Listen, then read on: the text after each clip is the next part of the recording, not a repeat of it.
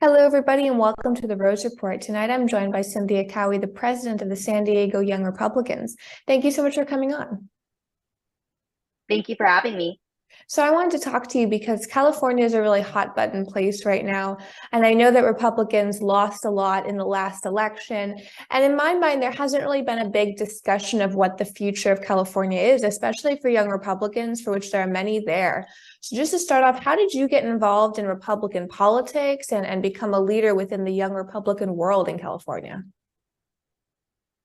Great question. So first and foremost, I want to clear the record and then also just be very transparent, and hopefully my story can inspire and empower young Republicans because I have a very unique story. I'm not a lifelong Republican. I'm not someone that was always political. So I only got involved in Republican Party politics just 2 years ago. So after the 2020 election cycle. So that's when, after that, I got involved with the County Republican Party here in San Diego in January 2021. And for anyone that chooses to volunteer and get involved in the political atmosphere, especially if you are a Republican in California, it's a small world. So once you get involved and you meet one person, it really sucks you in. And that's kind of like how I got my jump start. And so naturally, as someone that is in the demographic of the ages 18 to 40, I got involved with San Diego Young Republicans. And then after the election cycle, I got appointed to be the next president and chairwoman. And it's been so incredibly exciting. And I feel very blessed and privileged to be in this position.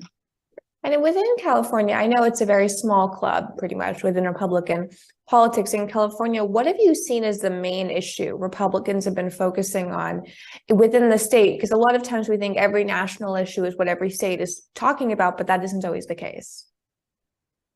No, absolutely. And I'm glad you pointed that out because I think that the definition of Republicans, obviously, I think nationally, there is a huge there's a lot of soul searching that the Republican Party needs to have nationally. And so unfortunately, that kind of environment and discussion always gets seeked down locally. And unfortunately, especially in San Diego, where there are specific issues and the California Republican, their priorities maybe look a little bit different in contrast to a Republican that's in a red state. Unfortunately, that discussion, that dialogue, and that discourse, it's not necessarily even being had. And if it is, their messaging and the branding, usually is lost in that transversion.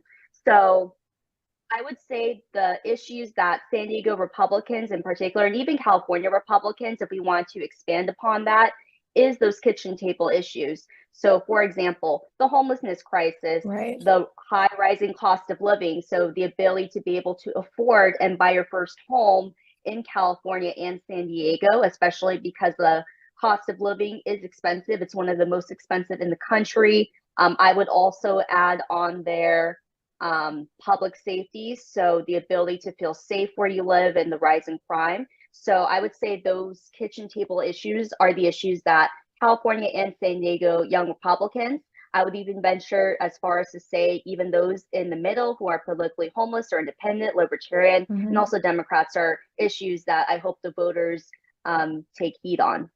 And what do you see as the main issue that brings over young people to the Republican side? Because like you mentioned, you're not a lifelong Republican in that. So what is the issue in your area that sort of starts the first thought process of maybe I'm a little more politically conservative or fiscally conservative than I thought I was originally for young people? I think it can be different for a lot of people, but for myself, I think it was a lot of lots of different seats because I grew up in a family that didn't discuss politics at a young age. So it was more of like my environment. So to be transparent, I went to UC San Diego, so the University of California, San Diego. People know it as UC San Diego or UCSD. And I was in college during the 2016 election. And so I was forced to learn about it because of my environment and my association and all of my friends and my family. That was the thing that everyone talked about. It was the most exciting thing at the time for a lot of people. And so I think one way that can help bridge the gap for young Republicans and, you know, trying to win more young voters into the party is first starting with those kinds of conversations. To be honest, I wouldn't have voted in that election if it wasn't for a family friend that taught me the education and showed me the importance of being civically involved. And so even as small as you striking up a conversation with your loved one or someone that is ignorant and doesn't really know the importance of it, in my opinion, those people in particular are the easiest to persuade, especially because they haven't been exposed to the different ideas of the Democrat Party. And so they're a fresh sponge and they're a lot more receptive to those ideas. I will be honest, for me, I think people who are on the hard left, they're not pretty immovable. I think those are people that really have some set cores of values where you can agree to disagree. But especially if the goal is to bring more young people into the party, there's a lot of fertile ground with those that are in the middle, that are no party preference, that are quite frankly stick with both sides of the political spectrum, that are looking for something different. And I think that the Republican Party has an area of opportunity to capture those people and winning those people over, focusing on the issues that really matter. And that's an interesting point, because a lot of times I feel like we focus so much on talking to the hard left. We go and we talk to young people who are super leftist or even older people, and we come up against this wall, and that's because they are hard left. They're not really movable in the grand scheme of politics. And in your area, what do you see young people who are movable? Like, what are their goals now? What are the goals of the young Republicans within your area? Is it to win another presidential election, to grow this coalition of people? Because I think nationwide, we're not really clear on our goals for the Republican Party right now. I agree with you 100%. And I would even take a step further. There isn't really a set goal in regards to reaching the youth demographic. I think that the biggest case study to be had was the Pennsylvania Senate race with Dr. Oz and John Fetterman. I'm a huge believer in learning from the people that do better than me. And so the left obviously won. And I think one forefront was the social media and influencer marketing campaign that they ran to show that John Fetterman was this. Now, obviously, we have our own opinions on how that race went and what went wrong or whatnot, but there is no denying that he won. There is a reason to be had, and there was a distinct difference with how that campaign was run. And there was a concentrated effort from the left to reach out to the youth, and that is to be applauded and something that I hope the right can replicate in our own shape or form. Mind you, I would take it a step further. I'm very critical. I think we are years behind, but I'm all for starting right away and seeing what we can do to make up lost time.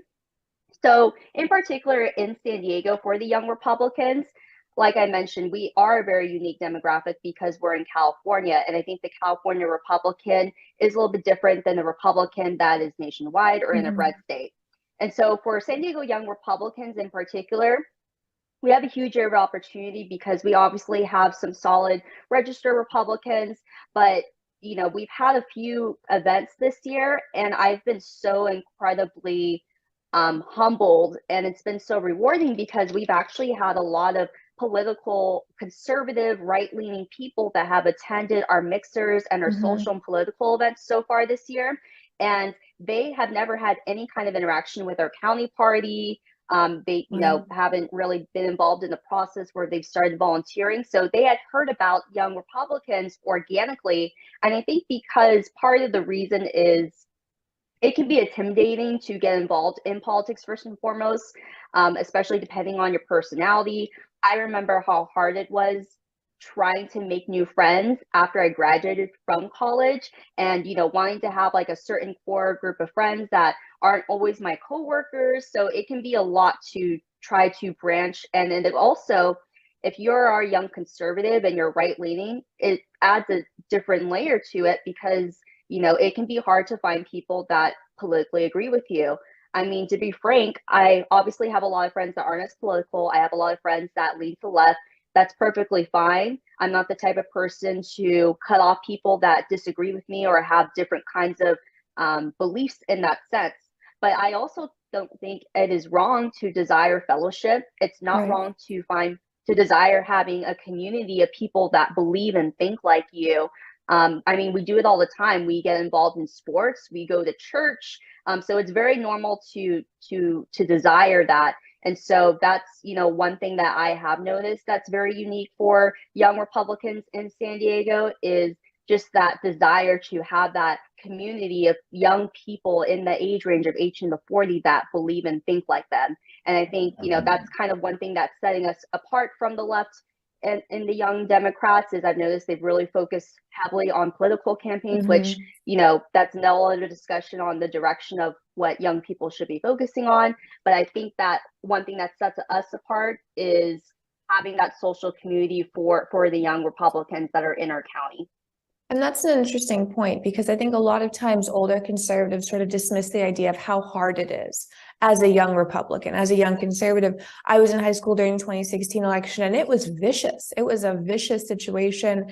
I was in Massachusetts, a very liberal state, and I had teachers, trashing the whole process. And I had a system that really didn't allow for there to be a lot of diversity of thought. And I still spoke up and a few other people did, but when you're outnumbered 15-1, it is very intimidating.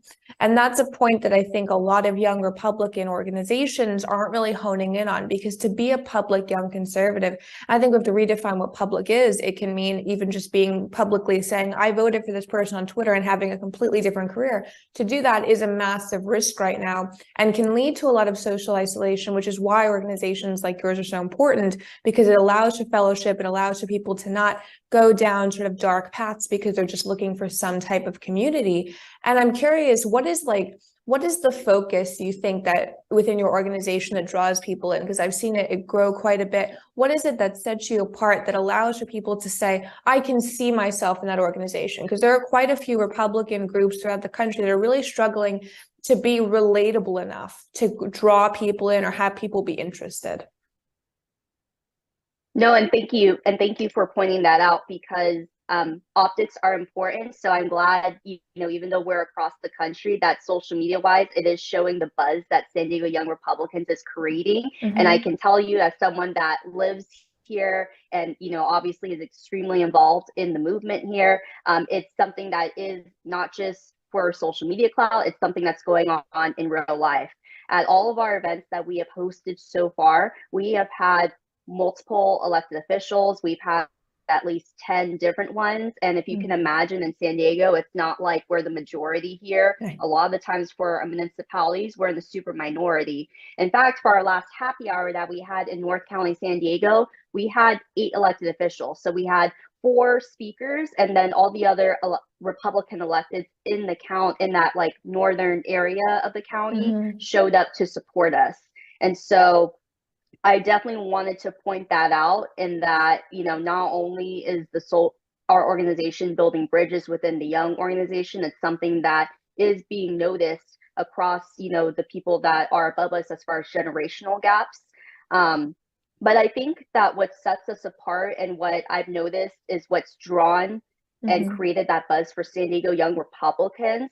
And what I would advise anyone that is working or volunteering in a Young Republican organization is, and I can only speak of, for what's working for us and what I hope maybe Young Republicans can model, because San Diego is very unique in that, to take this step further for the presidential primary, you and me both know obviously how divisive it is.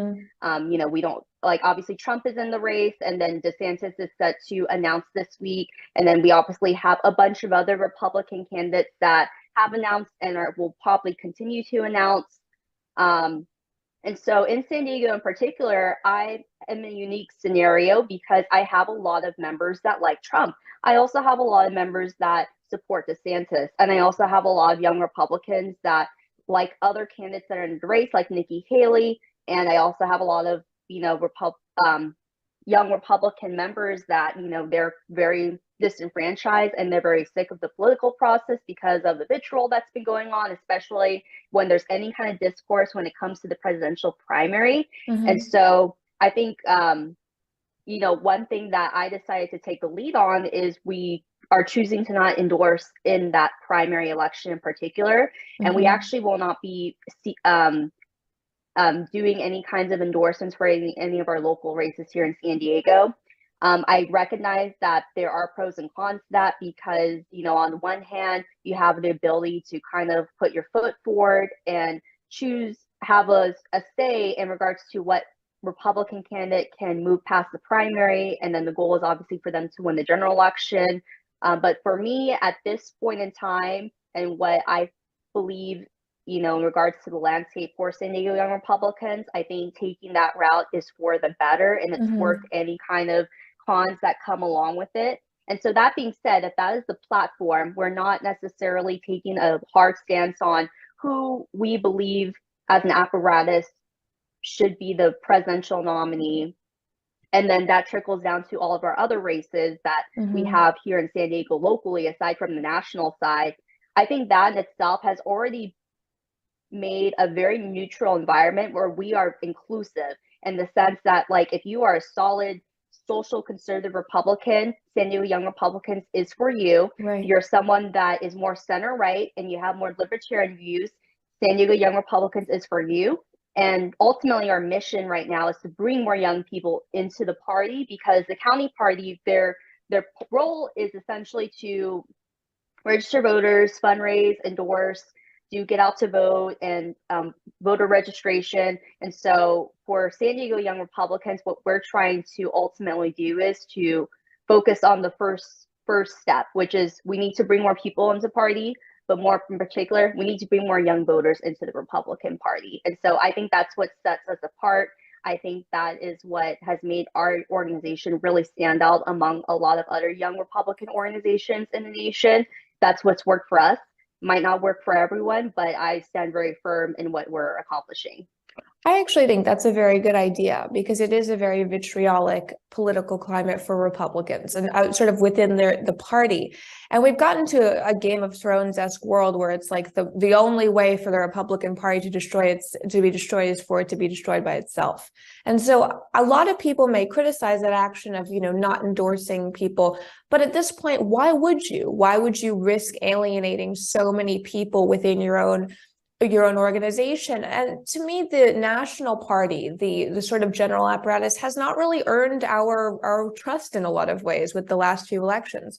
So I understand this idea of keeping with the values, keeping with the policies, and sort of separating yourself from the primary process, because only in recent years did young Republican groups become a major part of the primary process. It was not really that kind of thing. We endorsed, the major candidates once they had the nomination, but this idea that everyone must declare so early on, in my view, has really damaged our ability to have critical thinking and to really have debate.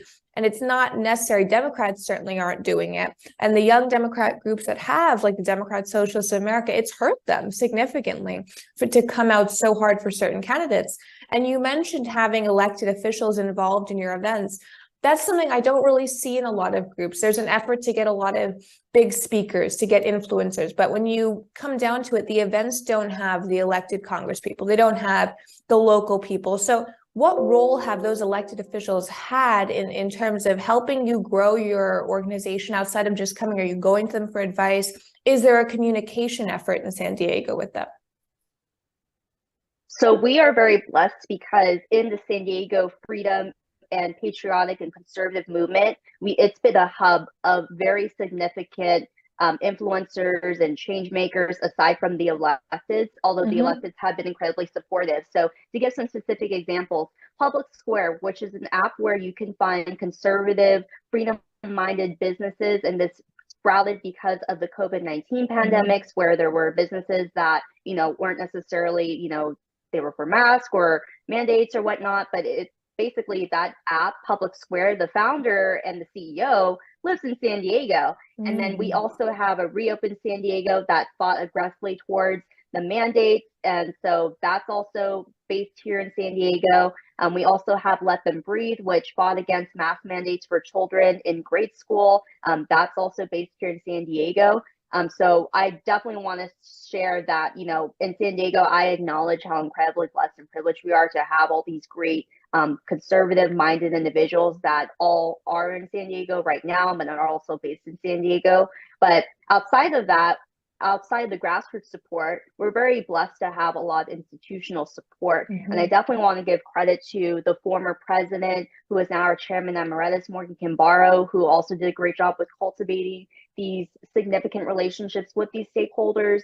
And so obviously I want to make sure I do the same, expand upon those stakeholders' support and increase our institutional support. So I definitely don't want to take all that credit. It came from the leaders that came before me. But moving forward, outside of that, I think one thing that attributed to my success coming in was I also, was involved in politics before I became the president and chairwoman, obviously. And so those kinds of relationships, along with my new board members that are coming on, they also have their institutional support. And so I think part of what adds that institutional support for the organization is the makeup of our board, Mm-hmm. of all of our individuals and the relationships we have cultivated. And so naturally, if you're involved in things and you have good friends, they obviously want to support you. So, part of it is because of our mission, and then part of it is because of the makeup of the people that are in my leadership. But outside of that, even if we didn't necessarily, have that, I would still feel confident that the San Diego elected officials would still be supportive of San Diego Young Republicans, because in part of that, in general, I think that there are some electeds that recognize that the youth is the future, Mm-hmm. Essentially. And, one of our elected mayors that spoke at our last happy hour, she was sharing, personal stories about how she has a son and a daughter that are in their late 20s. And when she was trying to, educate her children, they were saying politics doesn't affect me. And she had to give them reality, actually it does. Even if you don't want it to be, and if you don't like it, it impacts you. And those are the kinds of reality conversations that our electeds are not only witnessing politically on their day-to-day job, they're also witnessing it within their own households. Mm-hmm. And I think these are relatable issues that we all have come to grips with, and we've all had to figure out solutions for it. And so I think, in part of that, the reason why we have a lot of elected officials that support this is because they recognize the reality of it. And, in part of that, I think they have noticed the buzz that San Diego Young Republicans has Mm-hmm. created. It's that we're trying to fill in voids and gaps that, previous generations didn't necessarily provide solutions for. And so, because of the huge force and the buzz that we're creating, they recognize that. And it's something that only comes once in a millennium, in my opinion. So that's why I feel, incredibly blessed with the kind of momentum we have created, and I have every intention to continue to bring it forward. And it's interesting, you mentioned this sort of combination of grassroots and institutional support. A lot of times that is underestimated. There is an idea that you can do everything, with no institutional support, or everything with no grassroots support. And the Republican Party throughout the years has proven to be at its best when you have both of those things. And it's kind of a sad reality that in a lot of areas around the country, you don't have that. Whereas you look at Democrats, and even if they have purchased a lot of their grassroots support from companies or celebrities, they have that and the institutional support. So we are at a deficit when we limit ourselves and thinking we can't work with the major party or we can't work with the grassroots, because the other side is and always will be. And I wanted to know, just sort of in closing, what is your advice to young Republicans this election cycle, gearing up for the 2024 election, who are worried about the state of the country, who are worried about what happens if, Democrats win again? What can they do to try to ensure not only a presidential victory, but try to ensure some level of victory on their local levels for common sense ideas and policies? Absolutely. So in closing, I would advise any young Republican, conservative, young person, or anyone that even is in the middle, my plea is also to yourself to also consider looking at the Republican Party as a platform as well for you to vote. Mm-hmm. My advice is to get involved. Mhm. Like I said, depending on where you live in the country, I understand how incredibly intimidating it is. I know it firsthand. We both know it firsthand how incredibly hard it can be, but there is more of you than you believe. There are a lot of people that really do think like you that are, and you never know, you could be that prayer that someone's asking for. Right. Someone is praying to find someone like you and a group of community like you that have conservative and Republican values. And so my advice is to get involved in the process, seek out these organizations, seek out your young Republican organizations. That way you can find people in your age range that think like you, make common friends. I mean, we've had a lot of success stories where people have met their best friends in young Right. Republicans. I've even have heard of stories of people even meeting their future wife and their husband because they Yeah. happen to be at a young Republican event. And it's very common because, again, as I've reiterated before, it's very common and normal to desire fellowship and finding people that believe and think like you. And so that's just my advice. Start with the first step, get involved. And as far as the future of a country, we have gone through hard times before. I know that it's like, you know, fear mongering to think like, everything's at stake. I will say, I think that there is a lot at stake. However, I believe if you get involved and you're part of the process, you're not going to be as doom and gloom about it. It's one thing to be fearful of the country. It's another thing to take initiative and be a part of it. I have found when I got involved in politics a couple years ago and I started to have a stake in it and I started to have a seat, really fight to have a seat at the table and, be involved in the process instead of complaining and instead of being fearful about the future of the country. I have found when I have taken that additional step to volunteer and to work in government and politics and figure out what I can do to be the change I wish to see in the community, that really took away most of my fears, and I was able to also play a role, even if it's small, to be able to move the country forward. My other last step is local politics is so much more important than national politics. Mhm. I'm not, everyone should vote. Your congresswoman and man, they are important. So please vote. And I'm not disparaging anyone that isn't elected, but your local politics is so much more important. And if you find a really good young Republican organization, they should be able to have events where you can have access and meet your local elected officials. When I say local elected officials, I'm speaking about your county board of supervisors. I'm speaking about your mayors. I'm speaking about your council members. I'm speaking about your school board members. All those local races that are down ballot candidates. I recommend, getting to know them also. And when you know who represents you locally, that also makes this experience that we call politics a lot more exciting when they know your Mhm. name, when you can say you know them, and you can also say that you played a role in, hopefully their reelection or also maintaining their records. That way, when they run for reelection, it'll be a lot easier. And so that's my recommendation. First, don't be afraid, speak out, find a young Republican organization in your area to get involved, stay active in local politics, and get involved in the political process. And that's a really good point you made. When you get involved, the doom and gloom aspect of it can sort of dissipate because you see yourself in the process, and being in the process can get rid of some of the fear. I think for a lot of young Republicans and conservatives and young people in general, there's so much fear that any way they can sort of break it down is really beneficial for them right now in history. Thank you so much for coming on. Where can people follow you on social media to keep up with your work? You can find me on Twitter, on Instagram, and Facebook at Cynthia Kaui. So you spell my first name Cynthia. My last name is Kaui, Kaui. It's like Magdalen with a K. So you can find me Cynthia Kaui on Twitter, Instagram, and Facebook. Perfect. And we'll link all that below. Thank you so much for coming on and talking about your organization. Thank you so much for having me. And we want to thank Miss Magdalen Rose and Miss Cynthia Kaui for a great interview this afternoon. And we are live on our screen. And we have got the one and only Magdalen Rose on the phone with us. How are you, kid? It's been a while since you've been with me. A lot of grand news we got to share with the folks today. I don't want to get into that right this second. but I do want to welcome you to the MacFiles broadcast this afternoon. How are you?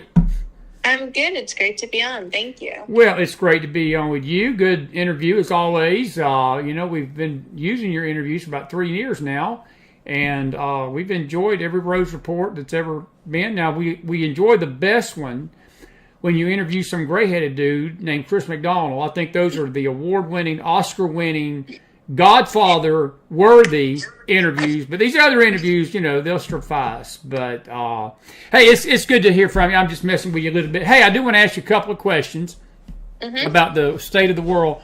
I've not talked to you in a while, and the world has gone crazy. It's been a few months since we've had you on, and there's been so much that has gone on in the country.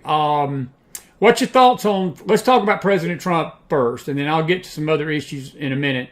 What's your thoughts on what he's going through right now? How do young Republicans, how do young conservatives view these sham indictments that have been hurled his way to keep him off the ballot, to keep him off the books? Is there concern among the young Republicans that justice is being thrown to the side for the sake of politics? I think there is concern. People are concerned about the Florida case. To be honest, the other ones, they kind of just seem like nonsense.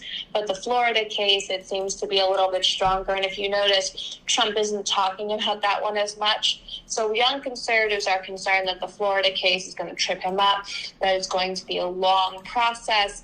Some young conservatives believe, it's all just corrupt, and it is, but they are taking that point of view. And other young conservatives are really concerned about what happens if he's the nominee and he can't run, or if he's almost the nominee and he can't run. And they feel like the RNC just isn't answering any of these what-if questions. And you're just not getting into it with us, and it's very frustrating because we're staring down the barrel of a situation where we could have our nominee taken away. And it just feels like the RNC does not want to talk about that case scenario when they really need to. And a lot of young conservatives on different campaigns are saying, well, what are you going to tell young Americans if that happens? How are you going to fight back? And who is going to be our nominee if Trump can't? And RNC Chairwoman Ronna McDaniel and all her people, they just don't want to answer that at this point. Yeah. Do you think DeSantis would fill that role, or who is your? Let me ask you this: that I didn't take a lot away from the Republican debate. I couldn't stomach it. I had to watch the highlights of it because these Republicans are about as worthless as the Dems, to be honest with you. But I didn't take anything away other than the fact that they were piling on the Hindu guy and Vaswamy or whatever his name is, and then DeSantis sort of came out as the. And it always bothers me when the media is calling you the darling of the debate. You've probably lost in the eyes of the American people. When the media is slamming you and throwing all sorts of mud on you and criticizing you, you probably hit a home run with the American people. That's just the way politics are. But what did you see as a young Republican? I don't know if you watched the debate. And was there a favorite that you sort of emerged from that? I'm going to be honest with you, Magdalen. I've been on the record on this show. We're not going to change today. I'm sinking and swimming with Trump. I believe he's the only one that can fix at least what's fixable, what's going to be fixable by this time next year. I'm not sure what's going to be left, to be honest with you. But he does have the best shot to at least make some sense of trying to get this government back on track. I'm not going to sit at home and not vote. If all this goes south, I will vote for somebody. But my money's on Trump. But your point is well taken. That should something terrible happen over the next 18 months, and we're roughly not even that far from the election now. We're about 13 months actually. Who was your favorite that emerged from that debate last Wednesday night? I think that DeSantis emerged well. One of my main takeaways was that Chris Christie seems to be doing to Vivek exactly what he did to Marco Rubio in 2016 on behalf of Trump. So I don't know if DeSantis and Chris Christie have an agreement, if Chris Christie's just hoping that he can go in and be DeSantis's VP or Attorney General, more likely if Trump can't run. But Vivek was the one on the chopping block. And it's interesting because a lot of people didn't see that coming because they figured DeSantis is second on the polls. But the polls don't matter if not everyone on the stage, if not everyone running is on the stage. Based on the polls for people on the stage, Vivek was number 2. And the first rule of a GOP primary debate is you try to knock out the number 2 guy or girl on the stage. So they went for Vivek. And I will say, as someone who's a debater in high school and all that, Vivek just to me looks like a debate kid who's really full of himself. And we never liked those kids because they were somehow understudied. They didn't know what they were talking about. And they hated when you called them out on their own points. And at one point you see Chris Christie say, well, I read your book. I know what you said. And it like shocked Vivek. Yeah. That someone would do this amount Yeah. of research. So having watched the whole debate, I think Vivek was underprepared. I think Nikki Haley underperformed. And DeSantis, I mean, he was in kind of a sweet spot. People were not really hitting him. You see Christie running a lot of defense for him. So as long as Vivek is there, I think Chris Christie has a chance to have I think DeSantis has a chance to have very non-combative debates coming his way as long as Trump isn't on the stage. Yeah. Did you agree with Trump's decision? Which I did. I didn't think he needed to be on that stage. I think he would have, it would have been World War III. Can you only imagine what him and Pence would have said to each other? Can you only imagine? Christie hates Trump's guts, or at least he seems to do that publicly because he takes shots at Trump all the time. But I just think it would have turned into a circus myself. Look, and legally, the more Trump runs his mouth, the more danger he gets into, Magdalen. Right now, it behoove him. And see, that's the purpose of these indictments. We had our dear friend, our mutual friend, actually, Professor Nicholas Giordano on last night. And I want to thank you for introducing us to Professor Giordano. It was, you were the reason why he came on the first time, and he gracefully came on last night. It was a great interview. I mean, absolutely fantastic. We hope our people got to hear it. We had to take it down off the E! Network because we talked about the elections being rigged from here to freaking Texas. But the thing is that he made a great point that no matter how we view the indictments, the goal of what they're doing is succeeding, and it's draining President Trump of resources. It's given him, unfortunately, a burden that his time has to be devoted to these things. He can't concentrate on the campaign. He can't concentrate on the issues. Maybe I'm wrong. Maybe he's doing that and this is not fazing him. But I'm looking at a picture of him on my screen right now. He's still just a man. He puts his pants on just like I do. Now, granted, they're probably more expensive than mine, but he's still a man.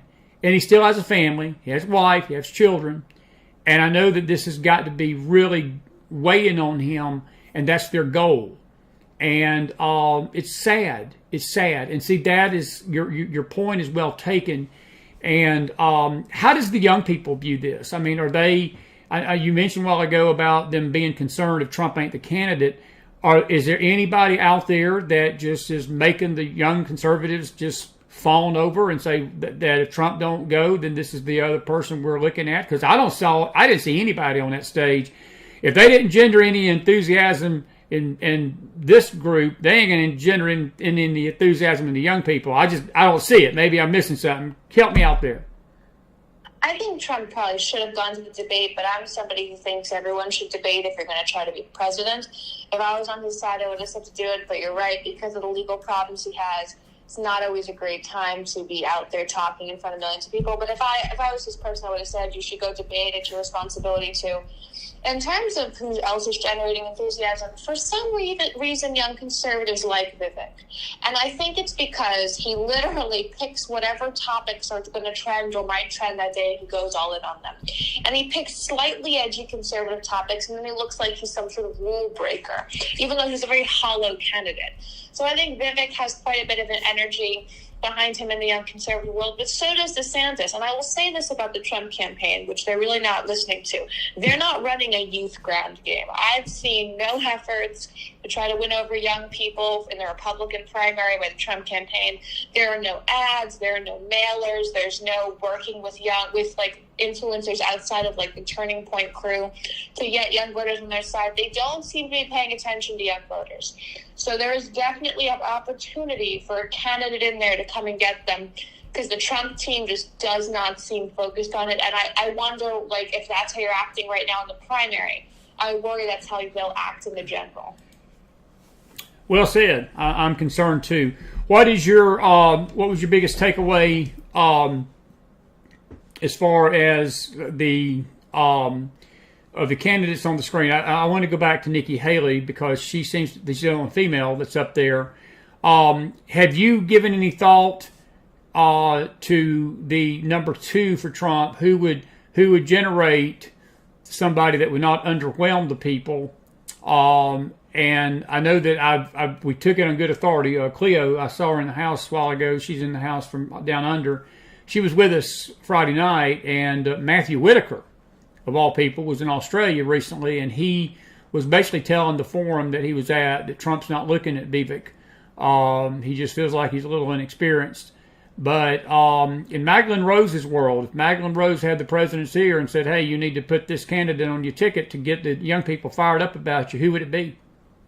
Well, I think in terms of young people, it's tricky because there aren't many people who want to be in the Trump orbit in the same thing. To get young people fired up, I mean, in some ways, Nikki Haley would be helpful with that because young conservative women really love her. But on the other side, young conservative men don't really love her policies. It's very tricky in terms of picking a youth-focused VP choice for him. I know that he had said at least, in back channels and things, that he wanted the governor of Iowa. He wanted that person. But she's now really gone in for DeSantis. She was on his list. She was sort of the first choice. And then she's made it very clear that she's supporting DeSantis, maybe not stating it, but by her actions, by the campaigning in Iowa. Yeah. Now that she's sort of off the radar, he seems to be talking perhaps about, I think it was the governor of North Dakota or whatever it was. Kristi Noem. Yeah, her. She was a little bit in contention.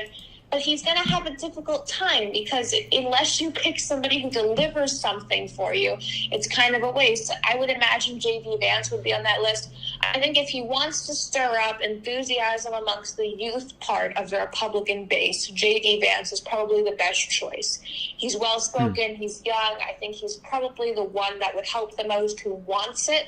But Trump's going to have an uphill battle. He's better off looking for someone who can simply deliver him a state, who's a governor or a senator. Okay. Interesting stuff. Would Magdalen Rose be interested in running with him? No. Oh, come on, Rose. I mean, you couldn't lose. I mean, vice president, all you have to do is just, go out there and, don't do nothing stupid, and you're good. I mean, you're very smart. You could get in his ear and talk. I'd vote. That'd be my ticket, is a Trump Rose ticket. I think that'd be great. Well, I tell you what, if that don't work out, McDonald Rose don't sound too bad. Maybe in 2028, you are old enough to run for. When will you be old enough to run for president?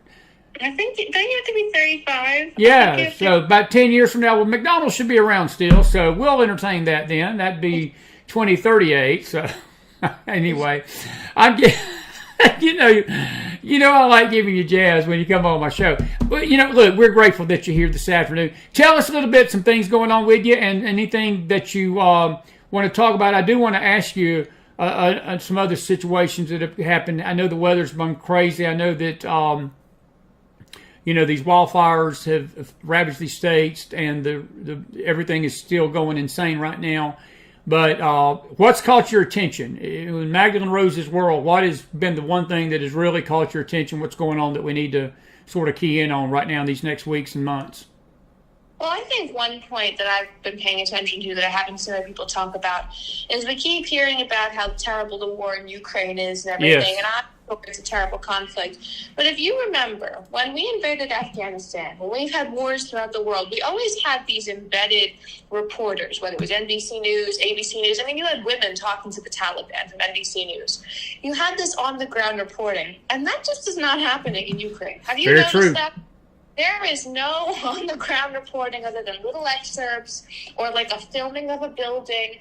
So I just wonder why that is. I have questions about why that is. It doesn't make any sense. You're going to tell me the journalists who live for a award of any kind don't want Pulitzer? They don't want something? The war photographers? Where are the war photographers? Their job is to photograph war, and they're not there. So I think that that's a good indicator. And we might not know the full situation in Ukraine. And if we weren't giving any money to Ukraine, I wouldn't care. But we're giving a lot of money to Ukraine every day and massive aid packages and the support of the United States when it comes to foreign policy. So I think people should question why there's no on-the-ground reporting aside from a few camera shots every now and then. It's funny you say that. I was in studio today, and I was just talking to my dear friend Chris Allman. That subject came up at the table. And I told Chris, I said, it's amazing that we're sending all of this money to Ukraine. I said, in every war, there was a correspondent, Mag, I don't know what the guy's name was. It was about 6 months ago. It was on Twitter. And he was a veteran war journalist, somebody you just described, somebody that would go to these wars, take photos, you know, give updates, sort of like the people on CBS did with Walter Cronkite in the Vietnam War. We had it in Iraq. You know, CNN was, you know, on top of that building when those bombs started hitting that night. The famous images of Wolf Blitzer and Bernie Shaw and all of that, and John Holloman, and you know, and then when Bush Jr. invaded Iraq, I mean, the media was hating that war so bad. You know, they were giving updates every 5 minutes as to all the bad things that were going on. So yeah, I mean, even good or bad, you had at least some kind of update coming from wars that America had their hands in. And this war journalist asked that very question that you just asked, is why are there not pictures coming out of the Ukraine that we can look at and see what's actually going on? And I'm just curious. And Cleo just quoted, she said, Hollywood stars go for photo ops with Zelensky. That's it. That's about all you see, Magdalen. And that's not a bad point and a bad question, because it does make you question the validity of what's going on in the Ukraine. It definitely does. And it's interesting, like Zelensky is always available for a photo op. Ain't that amazing? I feel like if my country was at war, I wouldn't always be available for like a random senator to go for the fourth time. But he's always available, he's always safe, and there's no on the ground reporting. I don't understand that Republican politicians are not questioning that. It's very sketchy to me. All right. I'm going to turn the table on you a little bit, and I want you to tell me honestly. You can speak what you want to on this show.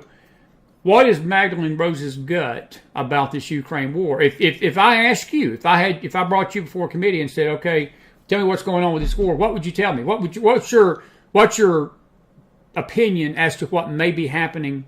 I know what mine is. I'm not so sure that the whole thing is nothing but fake. That we've just been sold a bill of goods. It's an extortion scheme of the Zelenskys to get the Bidens to pay up money. I mean, to cover Hunter Biden's AWS, and we're paying billions and billions of dollars. And every time that something comes from there, you know, if you look at the timing of these indictments on Trump, it ties back to Trump, Magdalen, because every time that something bad would hit the press about that relationship with Hunter Biden and Burisma, or the Bidens in Ukraine, or some kind of weird money trail that led to Big Father or the Big Daddy, or whatever Joe Biden's nickname was in those emails, Trump would get indicted, the attention would go off the Bidens, and it would go right to Trump. I think it's some sinister stuff going on. And again, where are the Republicans in this? Because they infuriate me more than the people doing the scheming, because the Republicans can stop this crap if they wanted to. That's my take on it. What's yours? I think this was a real conflict. I just think that the fighting has substantially died down. Like, that's my gut, that there's not a lot to photograph. And I might be wrong about that. In some ways, I hope I'm wrong about that. But when I look and I see nothing, I tend to think there's nothing to photograph. And maybe there is, and maybe it's just become a very closed area. But here's the other part of this I don't understand. In a religious conflict, when you have the Taliban in a religious conflict, because that's how they view everything with the West, you can put women journalists in there to get interviews. But in a non-religious conflict, because Ukraine and Russia are not at war over religion, they're not at war over systems like that, you can't have any journalists in there. I don't understand how that's accepted and feasible, especially Putin and Zelensky are not on different crusades for religions. Very this is great in a lot of point. ways territorial dispute. So in a non-religious conflict in 2023, you don't have embedded journalists, even male journalists, even drones. Like, where are the drone footage? It just seems very odd to me. Sinister. Very sinister. All right. One final question, and then we'll wrap this up. If you were a debate moderator for this next Republican debate, there ain't going to be no Democrat debates, because Joe Biden said he ain't getting on the stage with anybody, so you ain't going to have no Dem debates. But with the Republicans, what is the question that you want asked by these moderators to these candidates going forward? You and your guest alluded to this, that we're having to pick a side in this Republican primary already. And I don't know if that's healthy or not healthy. I know that the argument is, well, it's just a primary. That's what primaries are for, and I understand that. The Dems, it sure didn't hurt them because their guy won, supposedly. And I'm trying to keep my tongue from going so far deep in my cheek that I can't speak. But based upon what happened, the primary didn't hurt them.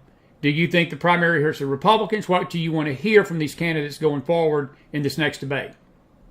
I would ask, what is your practical plan to overhaul the RNC to get the Republican Party winning again? Because so much of this comes from the top down. I mean, you think about like Nixon, right? He made 41, President H.W. Bush, head of the RNC. You look at people and then 41 made Atwater head of the RNC when he was president. These people paid attention to the head of the RNC as a position that mattered.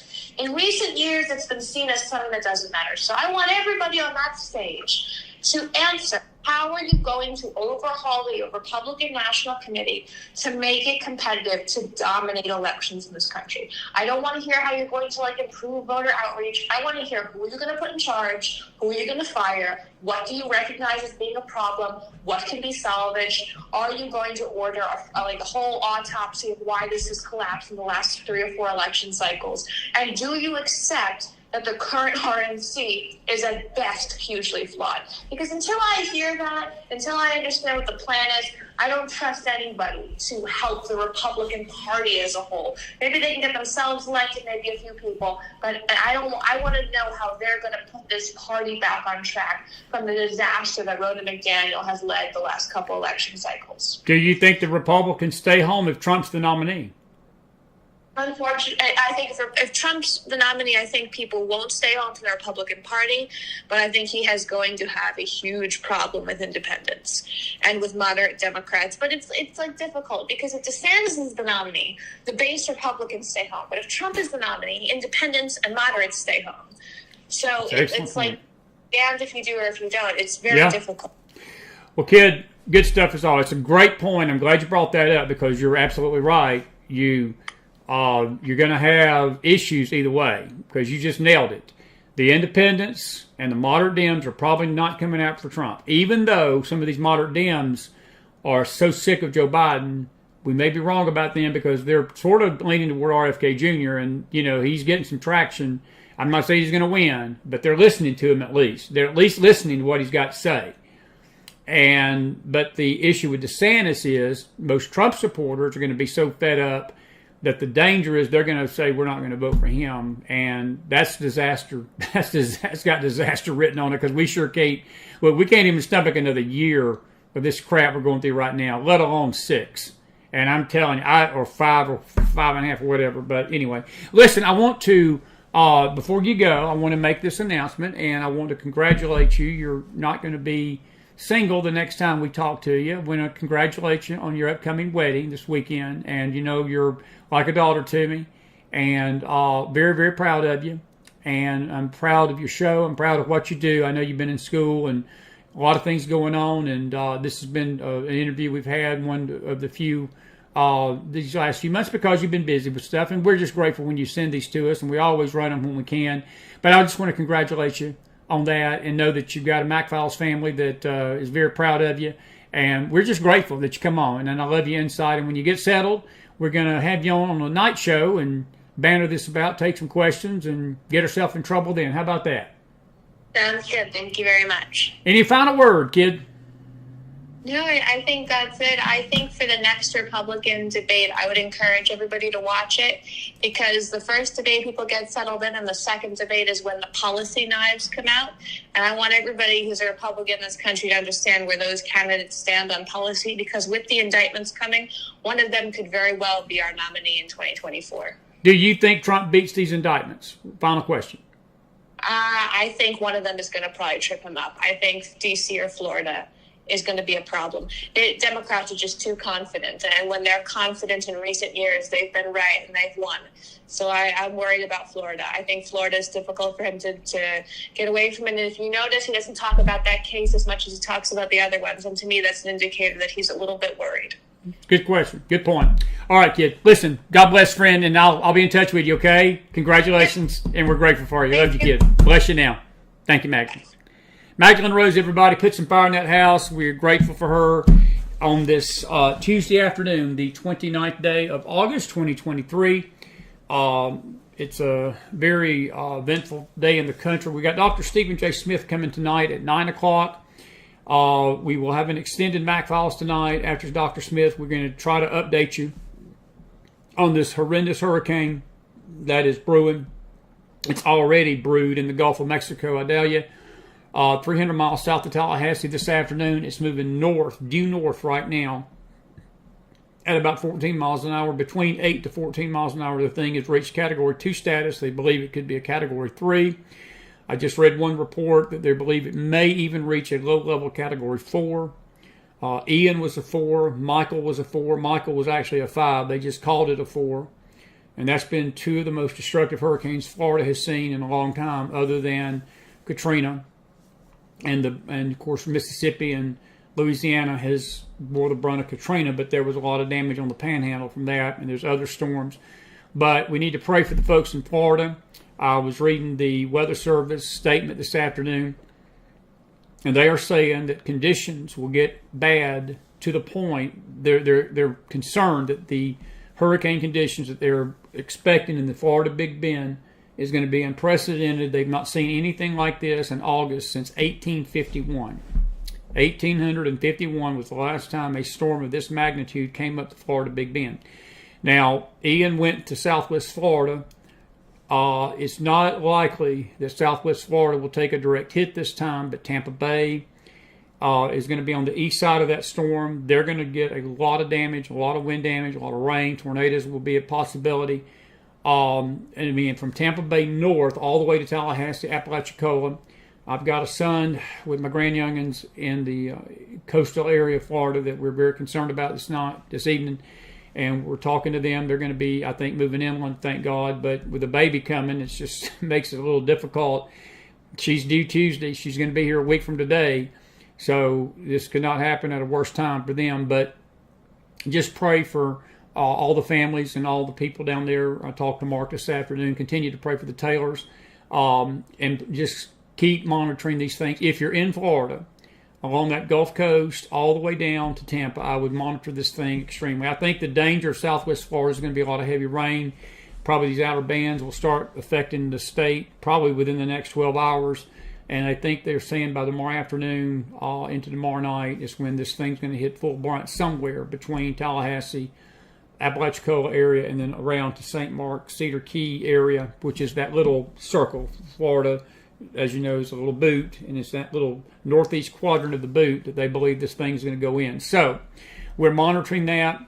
We will have our Faith Fellowship tomorrow night, but there's a possibility we'll have a special late night Mac Files tomorrow night after the service to bring updates on this thing. And as we've told you, we were going to be launching a news network soon. And this is one of the reasons why to basically do updates on these things like this. It may be a whole new network that we'll be airing this on. But be looking for that. But this is one of the reasons why. I do want to say this about what Magdalen said, and I got to leave because it's 6:30. We do need to pray for President Trump. There's no doubt about it that he's under great duress right now. And just continue to pray for him. And let's just pray that God will intervene and help him through these times, because we sure do need him in that White House. I know he's not perfect, and there ain't going to be a candidate out there that's perfect. What I'm concerned about is exactly what Magdalen alluded to at the end. If President Trump gets in, there's going to be an element of the Republican Party and maybe the independents are going to sit home, which is disaster. If DeSantis wins by default, in other words, Trump gets knocked out for some reason or whatever, don't get put on the ballot in some of these states, it's going to be explosions, political explosions, legal explosions. And it's going to sour his base, I'm afraid, to the point that we will sit home. And we can't afford to sit home. We just can't. But I'm afraid many will. And I'm just telling you, folks, please pray about this. Seek God. And just know that your country's at stake right now. And This is why we have these primaries, to iron out who we want as a nominee. And we just have to believe that God will put the man on that ticket next November that he wants, that will at least stop this tide of destruction. Now, there's a spiritual element to this that I don't want to get into right now. I may deal with it tomorrow night on our Faith Show. This whole thing may be part of our judgment that's coming down on our heads. And that, unfortunately, if it is, it probably won't matter who's our nominee. And I'll just leave it at that.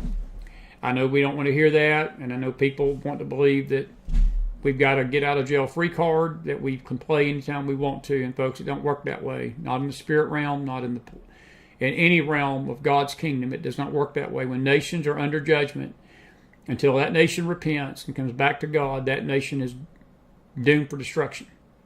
I'm not saying that we're beyond repair. I'm just saying that the time is short and the hour is late. The harvest is ready, and it's time we either get serious and get on our knees and ask God to help us, or we will not have an America as we know it. And that's a sad thought.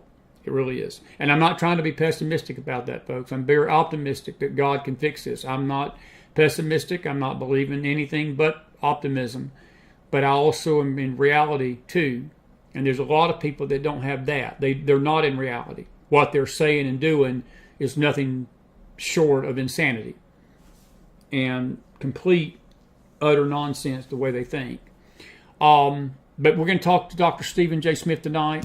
It'll be at 9 o'clock. We're going to deal with him about this COVID revival, is what I call it. This renewing of the calls for masks and things of that nature. I heard Joe Biden say a few days ago that they're making a new shot that's going to quote-unquote work, since the first one didn't, and millions took it thinking that they were getting vaccinated from the COVID and found out it didn't do a thing. We're going to talk to Dr. Smith about that tonight. I'm sure he's got some opinions about it. I'm looking forward to his opinions. And it's going to be a fun Mac Files tonight right here on the E Network. Did you enjoy Mr. Magdalen? If you did, say amen and put some fire in that house for her. That's a good kid right there. And I do congratulate her on her upcoming marriage this weekend. I really do. I'm proud of her. And we're proud of you guys being with us today. All righty. That's all I got. I'll see you tonight at 9. Until then, McDonald out on this Tuesday, the 29th day of August. I'm trying to find the image there that I need to go. Let's go. I'll see you tonight at 9 o'clock, folks. See you later.